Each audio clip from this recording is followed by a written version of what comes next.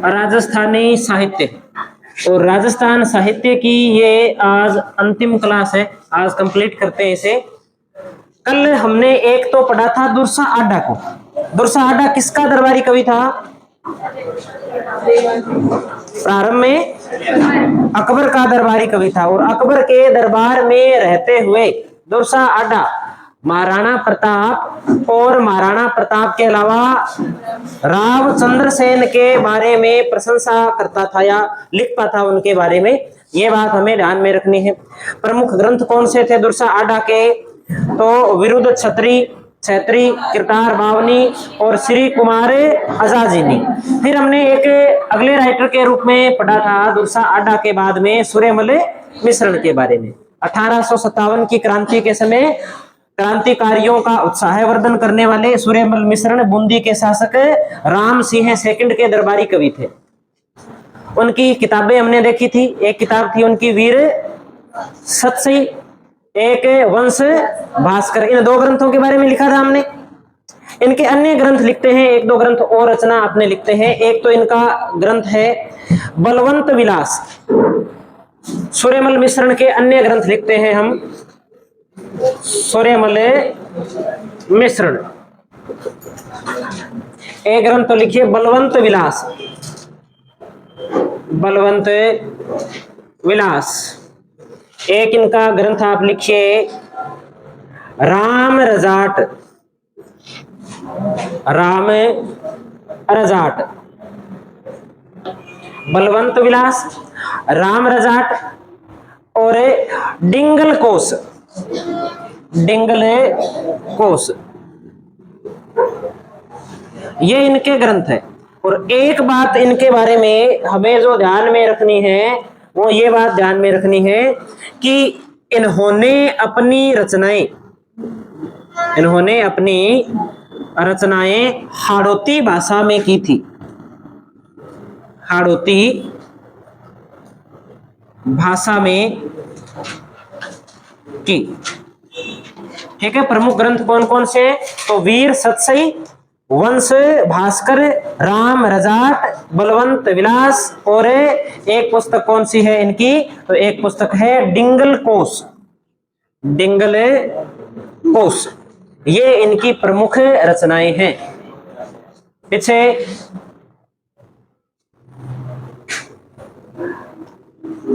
अगले राइटर के रूप में हम बात करते हैं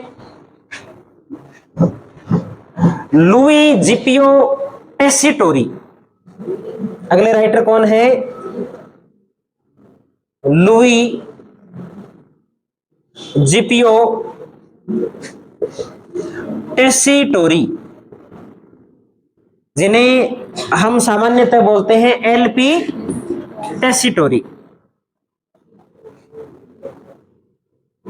लुई जिपियो टेसिटोरी, एलपी टेसिटोरी।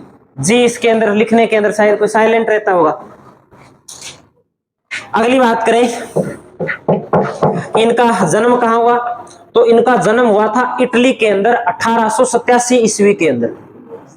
जन्म कहां हुआ था? इटली के अंदर 1887 में इटली के अंदर इनका जन्म हुआ था। और बाद में ये राजस्थान आ जाते हैं। राजस्थान में आने के बाद में राजस्थान के अलग अलग रियासतों के अंदर रहते हैं और बाद में ये बीकानेर रियासत के अंदर आते हैं। बीकानेर रियासत में जब ये आते हैं 1914 के आसपास, तब अपने बीकानेर के राजा होते हैं महाराजा गंगा सिंह। और महाराजा गंगा सिंह इन्हें एक काम सौंपते हैं चारण साहित्य को संकलित करने का। चारण साहित्य को संकलित करने का काम महाराजा गंगा सिंह के द्वारा एलपी टेसिटोरी को सौंपा जाता है। इस काम को ये पूरा करते हैं। साथ में जब ये साहित्य के ग्रंथों की चर्चा करते हैं, उन्हें ढूंढते हैं, उन पे शोध करते हैं, तब इनके सामने एक ग्रंथ आता है। उस ग्रंथ का नाम कौन सा है? वेली किशन रुक्मणी, वेली कृष्ण रुक्मणी। ये ग्रंथ इनके सामने आता है। वेली कृष्ण रुक्मणी ग्रंथ इनके सामने आता है और इसे प्रकाश में लाने का श्रेय भी किसे जाता है? एलपी टेसिटोरी को जाता है। इनका उपनाम क्या है? इनका उपनाम क्या है? तो इनका उपनाम है धोरा रो धोरी। धोरा रो धोरी के नाम से भी इन्हें जाना जाता है। अब हम बात करते हैं इनके, एक बात तो हम नोट करते हैं कि 1914 में गंगा सिंह ने इन्हें सारण साहित्य का, सारण साहित्य का कार्य सौंपा। सारण साहित्य को संकलित करने का काम इन्हें दिया गया। फिर हम एक बात और नोट करें, शायद मैंने कल इनके बारे में बताया था कि जो कालीबंगा सभ्यता है इसकी खोज तो बहुत बाद में हुई है। यहां पर सभ्यता स्थल होने की सबसे पहले अगर किसी व्यक्ति ने जानकारी दी थी तो वो व्यक्ति कौन था? एलपी टेसीटोरी था। उसने कहा था कि ऐसा लगता है कि यहाँ पर कोई क्या है, सभ्यता हो सकती है। तो ये जानकारी सबसे पहले एलपी टेसीटोरी ने दी थी। तो एक बात हम नोट करते हैं आगे, इसमें लिखिए आप, कालीबंगा सभ्यता, कालीबंगा सभ्यता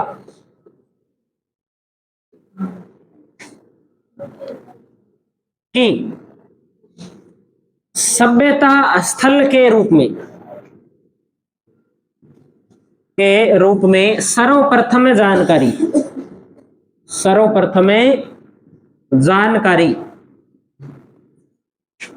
एलपी टेसीटोरी ने दी। टेसीटोरी ने दी, इंपॉर्टेंट बात है, याद रखनी है। और एक ग्रंथ वैली कृष्ण रुक्मणी को प्रकाश में लाने का श्रेय एलपी टेसीटोरी को जाता है। एलपी टेसीटोरी को जाता है। ये बात हमें एलपी टेसीटोरी के बारे में ध्यान में रखनी है। और एलपी टेसीटोरी अपने अंतिम समय तक बीकानेर में ही रहे और बीकानेर में ही एलपी टेसीटोरी की मृत्यु होती है। और बीकानेर के अंदर ही एलपी टेसीटोरी की क्या बनी हुई है? छतरी बनी हुई है। छतरियों के अंदर अपने पढ़ लेते हैं, एलपी टेसीटोरी की छतरी बीकानेर के अंदर। अपने सोचते हैं कि अंग्रेज आदमी है, यहाँ क्यों छतरी बनेगी, कोई ढंग की जगह छतरी बनेगी। और भी ऑप्शन आ सकते हैं, कोई बीकानेर के अलावा कोई ढंग के नाम लिखे हो, लेकिन उत्तर क्या है? बीकानेर। ये हो गए अपने एलपी टेसीटोरी।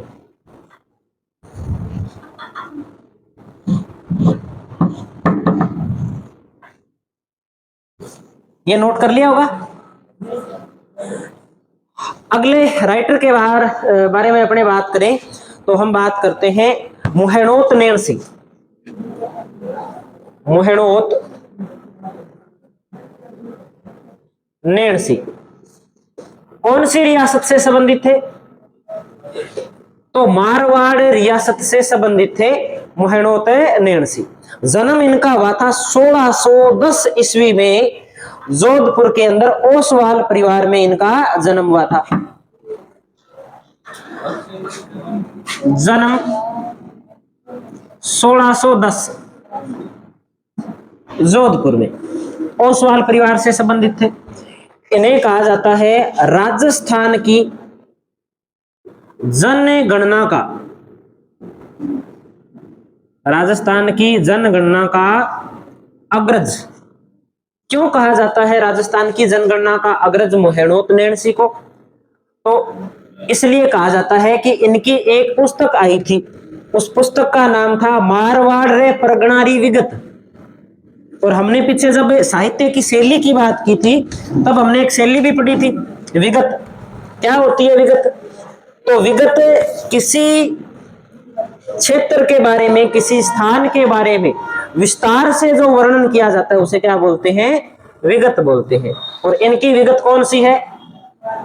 मारवाड़ रे परगनारी विगत किताब का नाम है, जिसमें मारवाड़ के जो परगने हैं, जो क्षेत्र है, उनके बारे में क्या मिलती है? हमें जानकारी मिलती है। तो नोट कर देते हैं हम, ग्रंथ मारवाड़ रहे या मारवाड़ रहा परगना,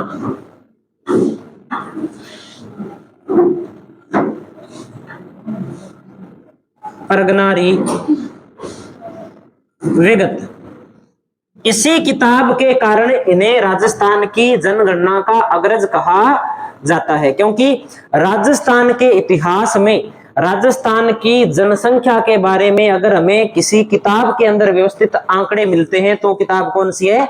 मारवाड़ रे परगनारी विगत। लिखी किसने है? मुहैणोत नैणसी ने इस किताब को लिखा है। इस किताब को कहा जाता है जोधपुर राज्य का गजेटियर।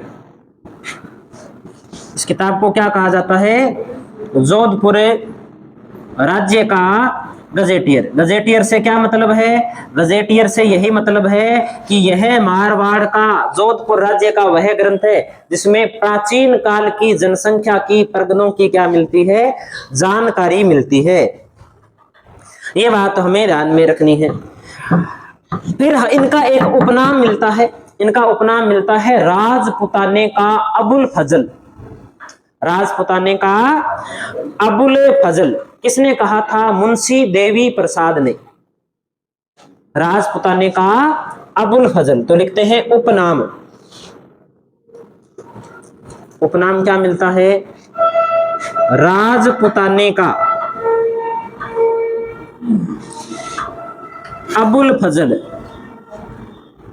अबुल फजल किसने कहा? तो मुंशी देवी प्रसाद ने कहा था। मुंशी देवी प्रसाद ने। अब एक बार अगर अपने थोड़ा सा सोचें कि ये नाम क्यों दिया राजपुताने का अबुल फजल, तो इसी काल के दौरान, इससे थोड़ा सा पहले, जब मुगल बादशाह अकबर था, अकबर के दरबार में एक दरबारी कवि था, उस कवि का नाम क्या था? अबुल फजल। अबुल फजल ने क्या किया था? मध्य काल के अंदर भारत की जनगणना या मुगल राज्य की जनगणना के बारे में उल्लेख किया था, और वैसा काम राजपुताने में किसने किया? मुहैणोत नैणसी ने किया, इसलिए इसे राजपुताने का अबुल फजल कहा गया। ये बात हमें याद रखनी है। देखो, इसका प्रारंभिक जीवन बड़ा अच्छा था, लेकिन इसका जो अंतिम जीवन था मुहैणोत नैणसी का, वो बहुत ही दुखद था। क्या कारण था ऐसा? मुहैणोत नैणसी जोधपुर के राजा थे जसवंत सिंह। जसवंत सिंह के दीवान थे, और जसवंत सिंह के समकालीन दिल्ली का राजा था औरंगजेब। औरंगजेब ने जसवंत सिंह को दक्षिण भारत में भेजा था शिवाजी के खिलाफ। उसी समय मुहैणोत नैणसी जसवंत सिंह के साथ दक्षिण भारत में गए थे, महाराष्ट्र की ओर। वहां किसी बात को लेकर के जसवंत सिंह के साथ इनकी अनबन होगी, राजा के साथ में अनबन होगी दीवान की, तो राजा की चलेगी, नॉर्मल सी बात है। तो राजा ने इन्हें कैद करवा दिया, और बाद में राजा ने कहा कि अगर आप एक निश्चित धनराशि निर्धारित की गई थी, पता नहीं कोई 1 लाख या कुछ इस प्रकार से, अगर इतने पैसे आप दे देते हो तो आपको क्या रिहा कर दिया जाएगा। तो मुहैणोत नैणसी ने पैसे नहीं दिए। तब जसवंत सिंह ने इन्हें दक्षिण भारत से राजस्थान भेजने की तैयारी की, लेकिन रास्ते में इनकी क्या करवा दी गई? हत्या करवा दी गई जसवंत सिंह के द्वारा। तो अंतिम जीवन इनका अच्छा नहीं था। प्रारंभिक जीवन है वो मारवाड़ राज्य के लिए इनका बहुत योगदान वाला है ना। तो ये बात इनके बारे में हमें ध्यान रखनी है। ये नहीं पूछा जाएगा कि इनकी मृत्यु कैसे हुई, साहित्य में सिर्फ ये बात पूछी जाएगी कि राजस्थान की जनगणना का अग्रज किसे कहा जाता है, कौन सा ग्रंथ है, इस ग्रंथ का उपनाम क्या है, और मुहैणोत नैणसी का उपनाम क्या है, और यह उपनाम किसने दिया है। ये बात ही हमें ध्यान में रखनी है। अगले राइटर लिखते हैं इसके बाद। अगले राइटर आप लिखिए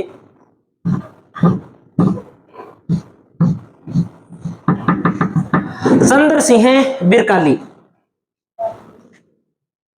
चंद्र सिंह बिरकाली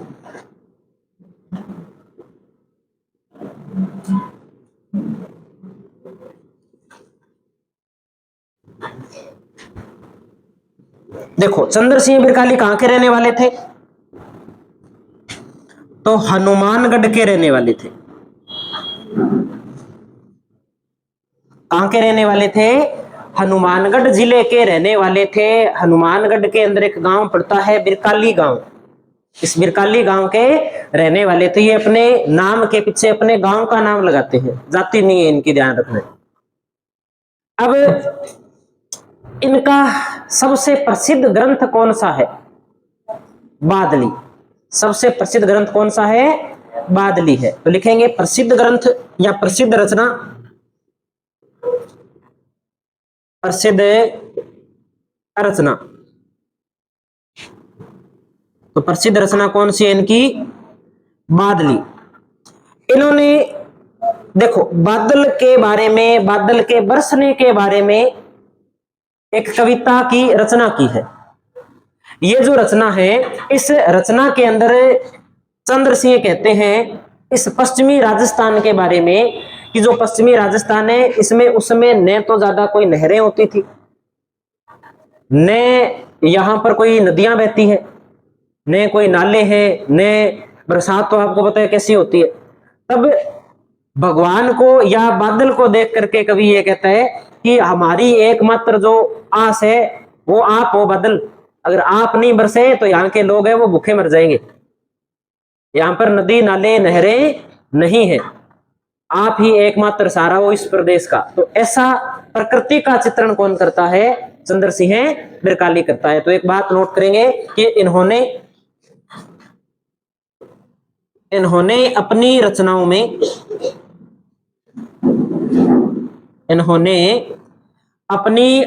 में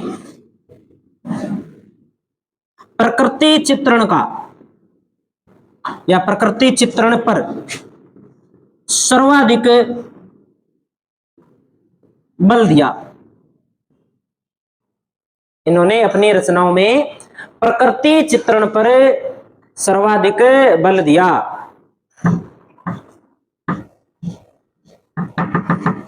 दूसरी जो किताब है इनकी, दूसरी किताब है इनकी रचना है लू। तो लू के बारे में आप जानते हो, लू क्या है?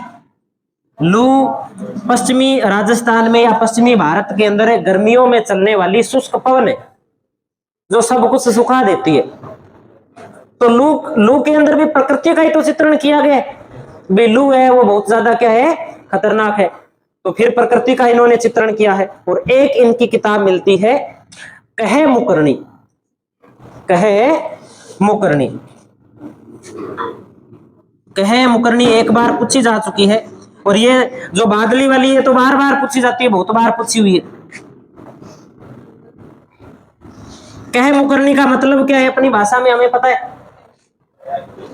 कहना कुछ और बाद में मुकर जाना कि मैंने ऐसा कहा ही नहीं। ऐसी कुछ जो चर्चा है वो कहे मुकरणी ग्रंथ में की है। चंद्र सिंह बिरकाली हनुमानगढ़ के रहने वाले हैं। सबसे प्रसिद्ध रचना बादली है। प्रकृति परिवेश का, प्रकृति का सबसे ज्यादा क्या किया है अपनी रचनाओं में? वर्णन किया है। रचना है लू और एक है इनकी कहे मुकरणी। ये ऊपर वाला नोट कर लिया होगा सभी ने।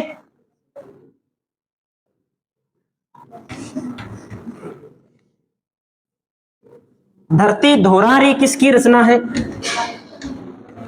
कन्हैयालाल सेठिया की। और मूमल और गजबन किसकी रचना है? लक्ष्मी कुमारी सुंडावत की। और सेनानी किसकी रचना है? मेघराज मुकुल की। राजस्थानी संस्कृति राज चित्राम किसकी रचना है? राजस्थानी संस्कृति राज चित्राम जोधपुर के रहने वाले लेखक जोहर खां मेहर की रचना है। अगले राइटर लिखते हैं शिवचंद्र भारतीय। अगले राइटर कौन है? शिवचंद्र भारतीय। शिवचंद्र भारतीय। देखो शिवचंद्र भारतीय की अपने बात अब से पहले भी थोड़ी सी कर चुके हैं। इनकी हम 3 रचनाएं पढ़ चुके हैं। जब हम आधुनिक साहित्य शुरू करते हैं ना, तब सबसे पहले अगर जब कोई व्यक्ति का नाम लेते हैं तो नाम किसका लेते हैं? शिवचंद्र भारतीय का नाम लेते हैं कि पहला नाटक किसने लिखा था, पहला काव्य इन्होंने लिखा था। अब इनका उपनाम क्या है? एक तो इनका उपनाम नोट करते हैं, तो इन्हें कहा जाता है राजस्थानी के भारतेंदु हरिश्चंद्र। उपनाम राजस्थानी के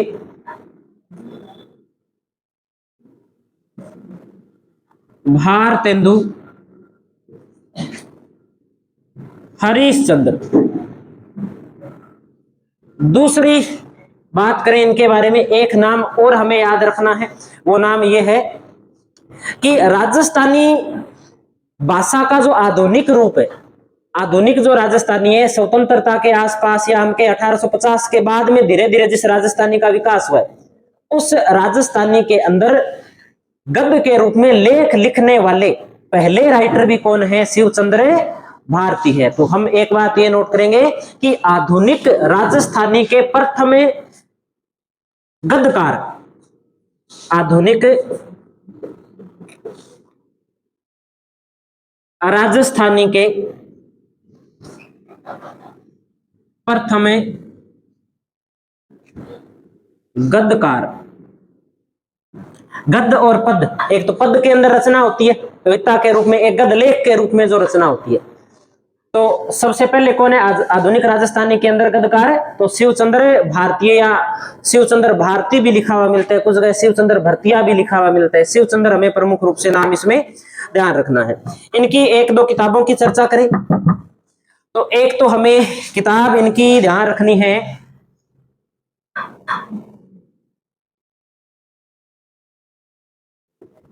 दो किताबें नोट करते हैं अपने। एक किताब तो इनकी नोट करते हैं बुढ़ापा की सगाई, बुढ़ापा की सगाई। ऐसा ही पूछते हैं, किताब देख लेना, पुराने पेपर उठा के देखना, ऐसी कोई अजीब सी लगती है ना, थोड़ी सी और टाइप की लगती है, वो उठा लेते हैं कि ये अलग है। जैसे बादली कई बार पूछ लेते हैं, सेनानी कई बार पूछी हुई है, राजस्थानी संस्कृति चित्राम कई बार पूछी हुई है, बरखा बीननी, नेहरू ने ओणमो, बड़ी बहन जी, मंत्री जी री बेटी, जो अलग नाम लगता है ना, एक बीननी दो बींद, हूं गोरी किण पीवरी, ऐसे नाम आते हैं ज्यादा। दूसरी किताब लिखते हैं इनकी, दूसरी किताब का नाम है फाटका जंजाल, फाटका जंजाल। ये दो किताबें हम शिवचंद्र भारती की याद रखते हैं। अगले राइटर हम पढ़ते हैं, एक राइटर का नाम हम नोट करते हैं मणि मधुकर, मणि मधुकर।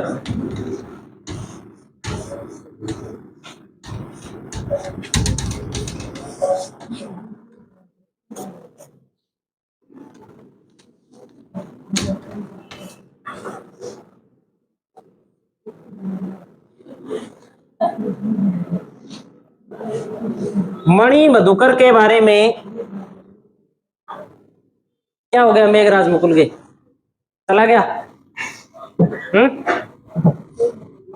जो बोल रहे हैं उसी से पूछ रहा हूं मैं।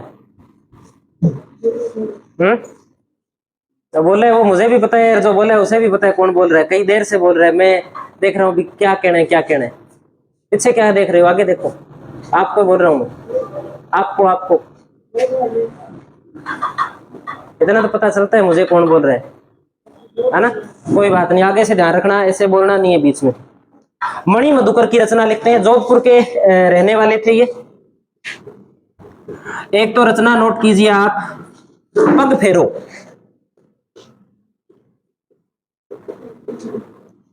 पग फेरो।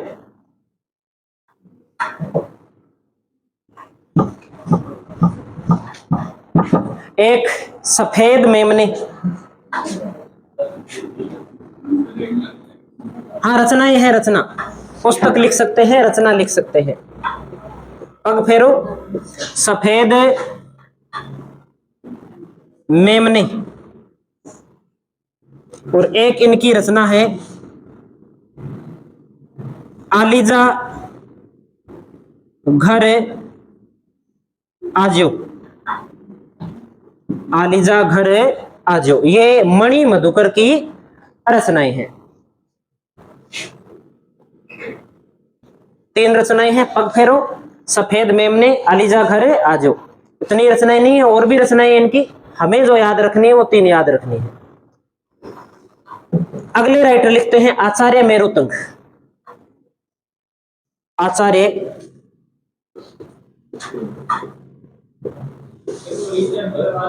हाँ आजो, राजस्थानी भाषा में लिखते हैं ना, जैसे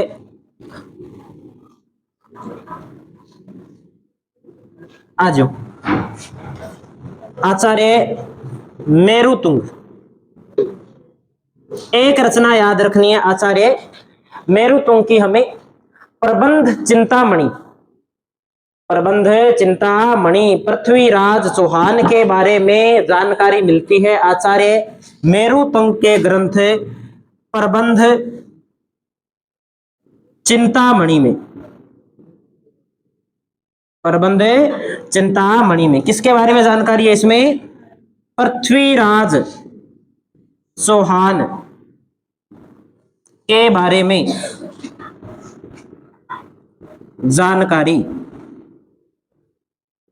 मिलती है। तो इसके साथ में हमारा ये जो टॉपिक है, ये टॉपिक कंप्लीट होता है, साहित्य वाला।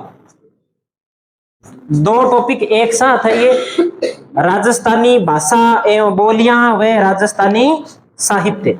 अलग अलग करके पढ़ लिया हमने इसको, बोलियां अलग पढ़ ली है हमने और साहित्य हमने अलग पढ़ लिया है। थोड़ा सा आज इसको रिपीट ही कर लेते हैं, कोई बात समझ में नहीं आई होगी, कोई बाद में आए हैं तो उनके थोड़ा सा समझ में आ जाएगा। अगला टॉपिक है वो अपने नेक्स्ट क्लास से ही शुरू करेंगे। तो एक तो हमने पढ़ी थी राजस्थान की बोलियां, तो सबसे पहले हमने बात की थी राजस्थानी की। तो राजस्थानी बोली है या भाषा? राजस्थानी बोली है या भाषा है? तो राजस्थानी भाषा है। राजस्थानी क्या है? राजस्थानी भाषा है। भाषा और बोली में क्या अंतर है? जिसकी खुद की व्याकरण हो वो भाषा होती है, बोली होती है उसकी व्याकरण नहीं होती। तो राजस्थानी का तो खुद का व्याकरण है, तो राजस्थानी क्या है? भाषा है। क्या राजस्थानी भाषा संवैधानिक है या असंवैधानिक है? तो राजस्थानी भाषा असंवैधानिक है। असंवैधानिक क्यों है? क्योंकि राजस्थानी भाषा का संविधान की 8वीं अनुसूची में उल्लेख नहीं है। उसमें अगर उल्लेख होता तो संवैधानिक होती, उसमें उल्लेख नहीं है तो असंवैधानिक है। संविधान में उल्लेख नहीं है तो असंवैधानिक है। संविधान में कितनी भाषाओं का उल्लेख है? 22 भाषाओं का वर्तमान में उल्लेख है। मूल संविधान में 14 भाषाओं का उल्लेख था।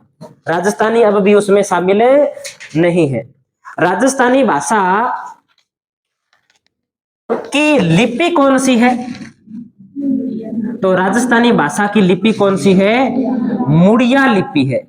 या तो मुड़िया लिपि बोलते हैं या इसे महाजनी लिपि बोलते हैं, महाजनों के द्वारा लिखे जाने के कारण, या इसे क्या बोलते हैं?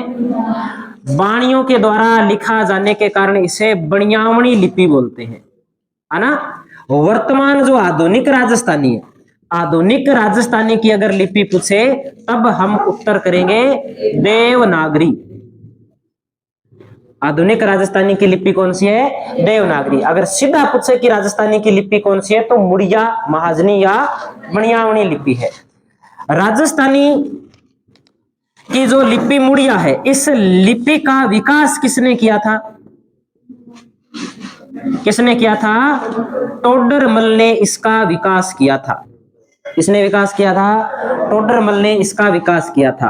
राजस्थानी या राजस्थान शब्द का सर्वप्रथम प्रयोग किसने किया था? कर्नल जेम्स टोड ने किया था। और लिखित उल्लेख किसने किया था? विलियम क्रुक ने। किसने किया था? विलियम क्रुक ने। राजपुताना शब्द का सबसे पहले प्रयोग बोलकर किसने किया था? जॉर्ज थॉमस ने किया था। और लिख के प्रयोग किसने किया था? विलियम फ्रैंकलिन ने किया था। ये नाम हमें थोड़े से ध्यान में रखने हैं।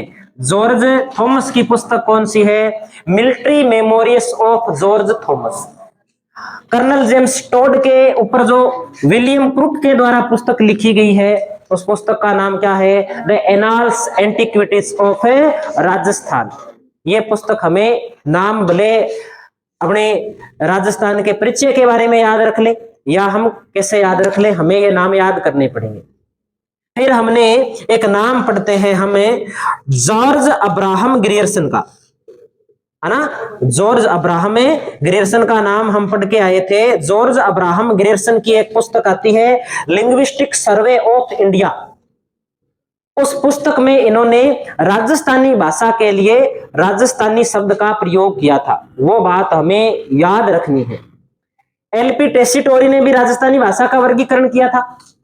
दो प्रकार बताए थे, पश्चिमी राजस्थानी और पूर्वी राजस्थानी। राजस्थान के पश्चिमी भाग में बोली जाने वाली पश्चिमी राजस्थानी, राजस्थान के पूर्वी भाग में बोली जाने वाली पूर्वी राजस्थानी।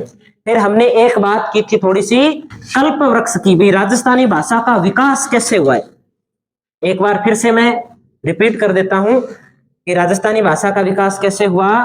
तो हमें ध्यान रखना है कि सबसे पहले जो एक भाषा परिवार था, उस भाषा परिवार का नाम क्या था? भारोपीय भाषा परिवार। इस भारोपीय भाषा परिवार के सदस्य थे आर्य। कौन थे? आर्य। आर्यों की भाषा थी वैदिक भाषा, वैदिक या हम बोलते हैं संस्कृत। लेकिन पुराने काल के अंदर संस्कृत सिर्फ उच्च वर्ग के लोग बोलते थे और निम्न वर्ग के लोग पाली बोलते थे, जो संस्कृत का थोड़ा सा अशुद्ध रूप था। तो एक तो पाली आगे चलकर बनी और एक कौन सी भाषा बनी? संस्कृत। आगे जाकर के संस्कृत में कोई परिवर्तन नहीं हुआ। तब जो संस्कृत थी वही संस्कृत आज है, जिसमें ऋग्वेद पुराण वगैरह वगैरह लिखे गए उपनिषद, वो संस्कृत तब थी, वही संस्कृत क्या है? आज है। लेकिन पाली आगे चल करके कई भागों के अंदर क्या है? बट गई। पाली कौन कौन से भागों में बटी? तो एक तो अपने शोरसेनी के अंदर, शोरसेनी एक जनपद होता था सूरसेन, जो अलवर, भरतपुर, धौलपुर, आगरा, मथुरा के आसपास में राज होता था, वो सूरसेन जनपद कहलाया था। एक कहलाया था मागधी, मगध, जहां पर शुरुआत में चंद्रगुप्त मौर्य ने अपनी राजधानी बनाई थी ना बिहार के अंदर, वो मगध, वहां की भाषा क्या कहलाई थी? मागधी। और महाराष्ट्र के आसपास जो भाषा विकसित हुई थी वो कौन सी थी? महाराष्ट्री। इस प्रकार से शोरसेनी प्राकृत थी। आगे चल करके क्या हुआ? इस भाषा के अंदर शोरसेनी आगे चल करके क्या हो गई? दो भागों में बट गई। एक तो गुर्जरी अपभ्रंश, एक शोरसेनी अपभ्रंश, यानी कि इसमें कुछ और अशुद्धियां मिल गई, क्षेत्रीय भाषा मिल गई, इससे शोरसेनी बनी। और शोरसेनी से कौन सी भाषा बनी? शोरसेनी से हिंदी भाषा बनी। और ये गुर्जरी थी, गुर्जरी अपभ्रंश से आगे चल करके दो भाषा बनती है, एक राजस्थानी और एक गुजराती। ये बात हमें ध्यान रखनी थी। और राजस्थानी भाषा का विकास किससे हुआ? तो राजस्थानी भाषा का विकास गुजराती भाषा के मिश्रण से हुआ। और इसी आधार पे आगे चल करके एलपी टेसीटोरी कितने भागों में बांट देते हैं भाषा को? दो भागों में बांट देते हैं। पश्चिमी राजस्थान में बोली जाने वाली राजस्थानी और पूर्वी राजस्थान में बोली जाने वाली राजस्थानी, इस प्रकार से। तो पश्चिमी राजस्थान में जो राजस्थानी बोली गई वो पश्चिमी राजस्थानी, और या इसका एक नाम क्या मिलता है? डिंगल। और पूर्वी राजस्थान के अंदर जो राजस्थानी बोली गई थी वो कौन सी थी? पिंगल। ये थोड़ा सा हमें अंतर ध्यान में रखना है, यहां से प्रश्न आते रहते हैं। पश्चिमी राजस्थानी की रचना किसने की थी? चारण कवियों ने। चारण ज्यादा इधर रहते, तो चारणों ने जो रचना की वो पश्चिमी राजस्थानी की। और भाट जो कवि थे उन्होंने किसकी रचना की? पूर्वी राजस्थानी की। इसमें वीर रसात्मक काव्यों की रचना ज्यादा हुई, लड़ने के बारे में, लड़ाइयों के बारे में रचना ज्यादा हुई। और यहां पर संघार के बारे में रचना ज्यादा हुई, है ना। इसकी जो रचना हुई वो किस रूप में हुई? गीत के रूप में। इधर किस रूप में हुई? दोहों के रूप में। ये प्रमुख बातें थी। कुछ ग्रंथों की भी हमने क्या कर ली थी, यहाँ पर चर्चा कर ली थी। फिर हमने राजस्थानी के बारे में पढ़ा था कि पश्चिमी राजस्थानी में कौन कौन सी भाषा शामिल होती है। जो पश्चिम में बोली जाती है वो पश्चिमी राजस्थान के अंदर है। मारवाड़ी,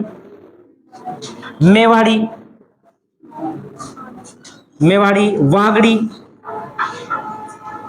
शेखावाटी,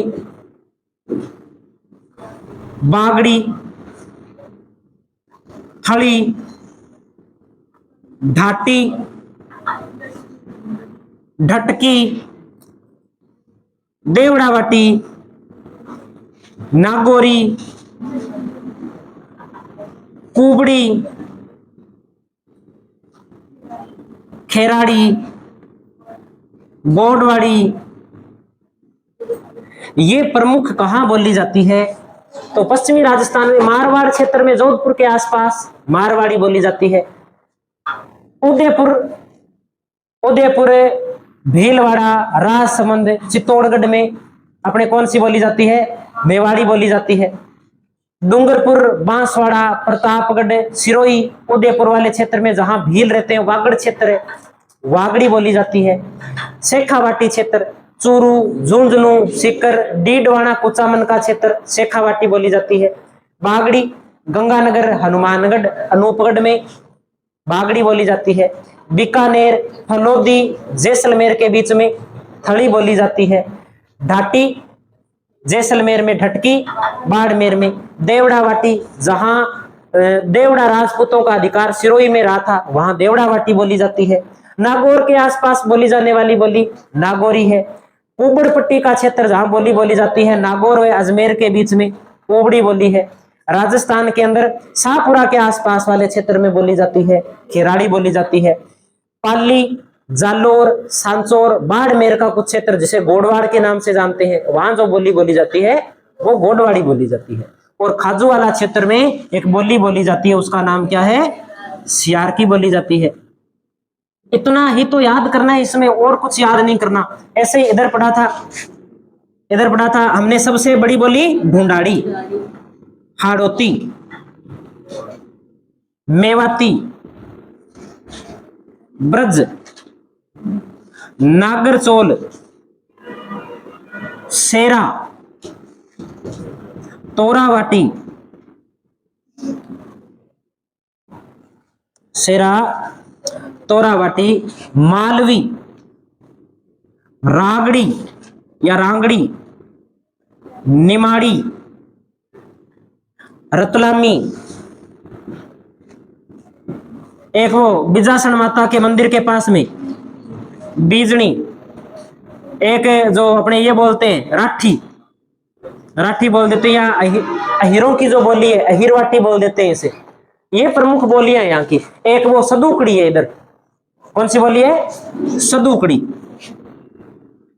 कुछ और भी मिल जाएगी ऐसे जो इंपॉर्टेंट है। ढूंढाड़, जयपुर के आसपास का क्षेत्र ना, जयपुर हो गया, दौसा हो गया, दुद्दू हो गया, कुछ अलवर का क्षेत्र हो गया, ऊपर कोटपुतली बहरोड का क्षेत्र हो गया, किशनगढ़ हो गया, अजमेर वाला, यहाँ पर कौन सी बोली बोली जाती है?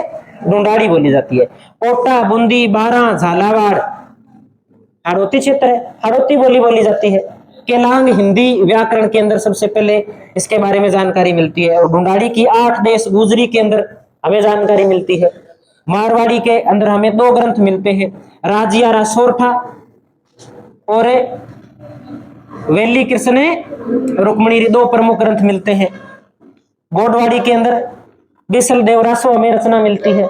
ऐसे ही इसके अंदर हमने बात कर ली 8 देश गुजरी की, इसमें केलांग हिंदी व्याकरण। और एक बात आज पढ़ के आए हैं हम कि सूर्यमल मिश्र ने अपने ग्रंथों की रचना कौन सी भाषा में की? हाड़ौती भाषा के अंदर की। मेवाती भाषा, जहां मेव जाति रहती है। डींग का क्षेत्र, अलवर का क्षेत्र, कोटपुतली, बहरोड, खेरथल, तिजारा के आसपास का क्षेत्र, जहां मेव जाति के लोग रहते हैं, मेवाती बोली जाती है। भरतपुर, धौलपुर जो आगरा मथुरा के आसपास लगते हैं, ब्रज क्षेत्र बोला जाता है। नागरचोल, सवाई माधोपुर के आसपास का क्षेत्र। नागरचोल के पास में एक बोली बोली जाती है जगरोती, जो प्रमुख रूप से कौन से जिले में है? करौली जिले के अंदर बोली जाती है, यह भी हमने पढ़ा था। सेरा, कोटपुतली के अंदर जो प्रमुख रूप से बोली जाती है, सेरा नदी के आसपास, उसे सेरा बोलते हैं। नीम का थाना, विराटनगर, दक्षिणी झुंझुनू, पूर्वी सीकर के अंदर तोरावाटी बोली जाती है, जहां तंवर राजपूतों का अधिकार था, कांतली नदी बहती थी, तोरावाटी क्षेत्र के लिए तोरावाटी बोली बोली जाती है। मालवा क्षेत्र, मालवा क्षेत्र कहाँ रह गया? ये डूंगरपुर, बांसवाड़ा, ये झालावाड़ के आसपास वाला क्षेत्र, ये मालवा क्षेत्र है। तो इस क्षेत्र के अंदर झालावाड़, कोटा, प्रतापगढ़, थोड़ा बहुत चित्तौड़गढ़ के आसपास वाला भाग कौन सी बोली बोली जाती है? मालवी बोली जाती है। मालवी की उपबोली है रागड़ी, निमाड़ी, रतलामी, ये इसी की क्या है? उपबोली है। बीजनी, बूंदी के अंदर बीजासन माता के मंदिर के आसपास बीजनी बोली जाती है। राठी, तो राठी राठ क्षेत्र जहां यादव जाति, अहिर जाति के लोग रहते हैं। कहाँ रहते हैं? तो कोटपुतली, बहरोड, अलवर, जयपुर का थोड़ा सा ग्रामीण का मुंडावर वाला क्षेत्र, यहाँ पर कौन सी बोली जाती है? राठी बोली जाती है। सदुकड़ी, सदुकड़ी क्या है? सदुकड़ी है जो ढूंढाड़ी भाषा है। इस ढूंढाड़ी के अंदर हिंदी का मिश्रित जो रूप है ना, इसे क्या बोल देते हैं? सदुकड़ी बोल देते हैं। किसकी रचना है सदुकड़ी में? संत दादू की और सुंदरदास की। एक दोहा पढ़ते हैं कि रज्जब ने गज्जब किया, सिर बांधा मोड़, आया था हरि भजन को, करे नरक की ठोर। कौन सी भाषा के अंदर है? सदुकड़ी भाषा के अंदर लिखा हुआ है। ऐसे ही मेवाती के अंदर हमने रचना पढ़ी थी। मेवाती किधर गई? हाँ ये रही। मेवाती में हमने रचना पढ़ी थी शरणदास जी की। किसकी रचना पढ़ी थी? शरणदास जी की, सहजोबाई की, दयाबाई की और लालदास जी की। इसमें पढ़ी थी। कौन सी भाषा थी? मेवाती भाषा थी। सहजोबाई का ग्रंथ था सहज प्रकाश और दयाबाई का ग्रंथ था दयाबोध, है ना। ये प्रमुख ग्रंथ थे जो हमें याद करने हैं। ये अपने राजस्थान की क्या थी? बोलियां थी। इतनी ही बात हमें बड़ी बड़ी याद रखनी। प्रश्न इन्हीं बातों में से आना है, और कोई प्रश्न बनता ही नहीं है। ये बोली यहां बोली जाती है। राजस्थान की कॉकटेल बोली किसे कहते हैं?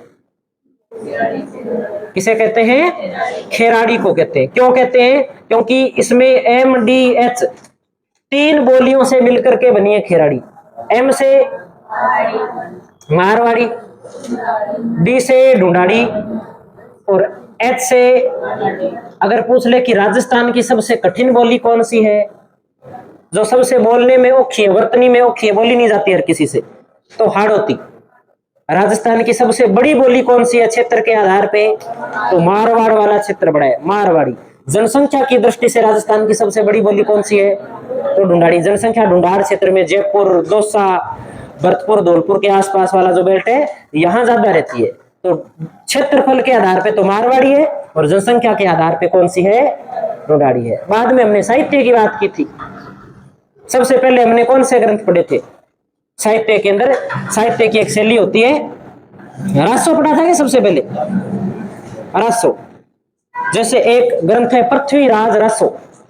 रासो क्या होता है? किसी राजा के दरबार के अंदर जो कवि रहता है वो अपने राजा के बारे में बड़ी बड़ी अच्छी अच्छी ढंग ढंग की बातें करता है, वीरतापूर्ण कार्यों की बातें करता है, उसकी ख्याति लिखता है कि हमारा राजा ऐसा था, इसने ये काम करवाए थे। इसी संदर्भ में सबसे बड़ा ग्रंथ लिखा गया था पृथ्वीराज रासो। किसने लिखा था? चंद्रबरदाई ने लिखा था, है ना। चंद्रबरदाई कहाँ का रहने वाला था? मूलतः लाहौर का रहने वाला था। पृथ्वीराज का दरबारी कवि था, मूल नाम बालिंद था। और किसका वर्णन करता है? पृथ्वीराज के जीवन का वर्णन करता है सारा। और अंत में कहां तक का वर्णन मिलता है? गजनी तक का वर्णन मिलता है। पृथ्वी जो राज चौहान है, जिन्हें कहते हैं कि मोहम्मद गौरी कहां ले जाता है? गजनी ले जाता है। और उस कथन का उल्लेख मिलता है कि 4 बांस 24 गज अंगुल अष्ट प्रमाण, ता ऊपर सुल्तान मत चुके चौहान।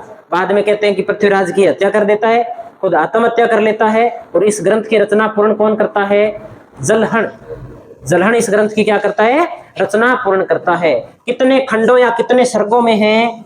69 सर्गों में डिंगल व पिंगल भाषा के अंदर इस ग्रंथ की रचना की गई है। इस ग्रंथ को प्रकाश में लाने का श्रेय किसे जाता है? कर्नल जेम्स टोड को जाता है। ये बातें सारी जो बातें हैं ये याद रखनी है।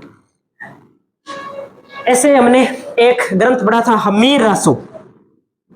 हमीर रासो, हमीर रासो नाम से कितने ग्रंथ है? 2 ग्रंथ है। किस किसने लिखे हैं? एक तो लिखा है जोधराज ने, और एक ग्रंथ किसने लिखा था?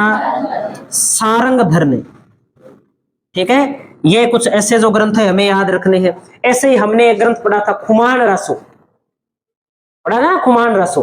खुमान रासो के अंदर शुरू से लेकर के और जो अपने मेवाड़ का जो राजवंश है, राणा राजवंश है, इसके बारे में हमें क्या मिलती है? जानकारी मिलती है। ऐसे ही जैसे रासो है, रासो की तरह ही क्या है, वचनिका है। वचनिका में भी क्या किया जाता है, राजाओं के बारे में क्या किया जाता है, वर्णन किया जाता है। जैसे कोई एक आदि वचनिका का नाम अचलदास खिचीरी वचनिका शिवदास गार्डन ने लिखी थी। क्या है उसके अंदर कि एक राजा था अचलदास नाम का, कहां का राजा था, गागरोन का राजा था। गागरोन के आसपास के क्षेत्र का क्या था, राजा था। किससे युद्ध लड़ा था उसने, तो गुजरात या मालवा का शासक था, उस मालवा के शासक से युद्ध करता हुआ वीर गति को प्राप्त हो गया था। उसका वर्णन हमें वचनिका के अंदर, राजा का वर्णन नहीं मिलता है। ऐसे ही हमने आगे एक बात पढ़ ली थी, वात या बात बोल देते हैं, कहानी की तरह जिसे गा करके या बोल करके सुनाया जाता है। जैसे हमने एक ग्रंथ पढ़ा था पाबू जीरी बात। किसका ग्रंथ था पाबू जीरी बात, लक्ष्मी कुमारी चुंडावत का। कहां की रहने वाली थी लक्ष्मी कुमारी चुंडावत, राजसमंद की रहने वाली थी। जीवनी क्या है लक्ष्मी कुमारी चुंडावत की, द पर्दा टू पीपुल किसने लिखी है, फ्रांसीसी टेप्ट ने लिखी है। याद रखनी है, पूछी हुई है ये पुस्तक। मुमल, गजबड़, केरे चकवा बात, ये सारे ग्रंथ किसके, लक्ष्मी कुमारी चुंडावत के हैं। ऐसे ही राजस्थानी भाषा की पहली जो कृति हम पढ़ते हैं वो कौन सी है, भरतेश्वर, भरतेश्वर बाहुबली, बाहुबली घोर, है ना। और सन जिसके अंदर मिलता है वो कौन सी है, भरतेश्वर बाहुबली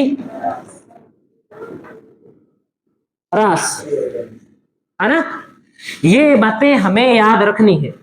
बादली किसकी रचना है, चंद्र सिंह बिरकाली की रचना है। तो ये बातें हैं जो हमने लिखी है। मैं दावे के साथ कह सकता हूं आपको कि आप पेपर दे के आओगे तो इस टॉपिक में से उम्मीद तो ये है कि 100 में से 100 आए, अगर 5 प्रश्न आए तो 5 के 5 सही हो, नहीं तो 4 तो अपने पक्के है। क्योंकि अपना अगर कोई प्रश्न अगर बाहर जाता है तो वो सिर्फ इन किताबों से बाहर जाता है। एक चांस ये रहता है, क्योंकि किताबें तो हजारों है, लाखों किताबें, कौन कौन सी याद करें। हम तो वही नाम याद करें जो बार बार पेपर में आ रहे, उतने याद कर सकते हैं, उससे ज्यादा हम याद नहीं कर सकते। इसलिए जो प्रसिद्ध किताबें हैं उनके नाम हमने नोट कर लिए। बोली जितनी भी है, भले छोटे से छोटे क्षेत्र के अंदर बोली जा रही है, सारी एक एक बोली की हमने बात की है, कोई भी बोली नहीं छोड़ी राजस्थान की। सियार की भले खाजूवाड़ा में बोली जाए, लेकिन हमने नोट किया है कि सिंधी की उपबोली है, सिंधी भाषा का ये रूप है, पाकिस्तान में बोली जाती है सिंधु नदी के दोनों ओर, लेकिन राजस्थान के कौन से क्षेत्र में बोली जाती है, खाजूवाला क्षेत्र में बोली जाती है। नोट किया है उस चीज को। पंजाबी कहाँ बोली जाती है, तो भले पंजाबी राजस्थानी का रूप नहीं है, राजस्थान में बोली जाती है, तो कहाँ बोली जाती है, अनूपगढ़ में, गंगानगर में, हनुमानगढ़ में बोली जाती है। वागड़ी बागड़ी दोनों का अंतर करके हमने देखा है। शेखावाटी को हमने अलग पढ़ा है, तोरावाटी को हमने अलग पढ़ा है। शेखावाटी है वो मारवाड़ी की उपबोली है और तोरावाटी है